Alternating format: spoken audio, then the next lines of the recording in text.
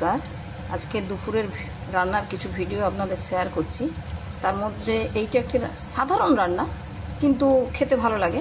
বাড়িতে করেও দেখতে পারেন, খুবই সাধারণ। আমাদের ঘরেতে প্রায়শই গাছেতে উচ্ছে গাছ এরকমটা হয়। তো উচ্ছে পাতা দিয়ে আর মুগ ডাল দিয়ে এটাকে দুটোকে পেস্ট করে বড়া, একটু তেতো তো লাগেই, কিন্তু খেতে ভালো টেস্ট লাগে, আমাদের তো ভালো লাগে। তো যারা উচ্ছে খেতে ভালোবাসেন তারা খেয়ে দেখতে পারেন। অনেকে হয়তো জানেন, আর যারা জানেন না তাদের জন্য বলছি। আর এইদিকে এই যে পেস্টটা আমি বানিয়েছি, এই যে পেস্টটা এটা করেছি, এটাই বড়াটা হচ্ছে। আর এমনি ঘরোয়া রান্না, পটল ভাজা হয়েছে, ঝিঙে দিয়ে চিংড়ি মাছ দিয়ে পোস্ত হয়েছে। আর আমরা এই চিংড়ি মাছ দিয়ে পেঁয়াজ দিয়ে লঙ্কা ভাজা দিয়ে এটাকে মাখা খেতে ভালোবাসি।